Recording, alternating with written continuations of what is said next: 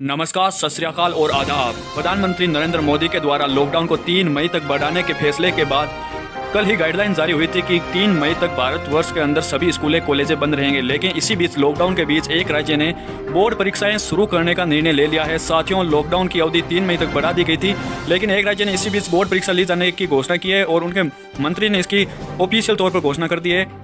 Class 12वीं board की परीक्षाएं लॉकडाउन के बावजूद करवाने का फैसला लिया है। केंद्र सरकार ने देश भर में लॉकडाउन की अवधि 3 मई तक बढ़ा दी है। लॉकडाउन तक सभी स्कूलें, कॉलेजों, विश्वविद्यालयों को बंद रखने का निर्देश भी दिया था। इसी बीच एक राज्य ने ऐसा भी है जहां लॉकडाउन के बीच बोर्ड परीक्षाएं करवाए जाने का फैसला ले लिया गया है। राज्य के शिक्षा मंत्री ने खुद इस बात की घोषणा कर दी है। इस वीडियो में मैं 3 राज्यों बोर्डों की परीक्षाओं की जानकारी दूंगा, मध्य प्रदेश, कर्नाटक की भी जानकारी दूंगा, तो वीडियो लास्ट तक देखना। साथियों, देश भर में CBSE, CISCI, महाराष्ट्र, मध्य प्रदेश, राजस्थान समेत कई राज्यों की बोर्ड परीक्षाएं लॉकडाउन के कारण बीच में अटकी हुई है। इसी बीच बोर्ड परीक्षाएं दोबारा शुरू करने वाला पहला राज्य बन गया है मिजोरम। साथियों, मिजोरम के अंदर कोरोना वायरस दस्तक दे चुका है। इसके बावजूद मिजोरम के शिक्षा मंत्री लाल संदामा रालते ने घोषणा की है कि हाई स्कूल लिविंग सर्टिफिकेट यानी कक्षा 12वीं की बोर्ड परीक्षा 22 अप्रैल से शुरू होगी।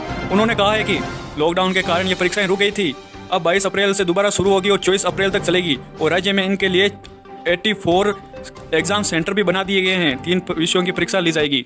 दूसरी खबर की बात करें, कर्नाटक बोर्ड में शिक्षा मंत्री ने साफ साफ मना कर दिया है कि अभी कोई निर्णय नहीं लिया गया है कि 10वीं और 12वीं की बोर्ड परीक्षाएं नहीं करवाएंगे।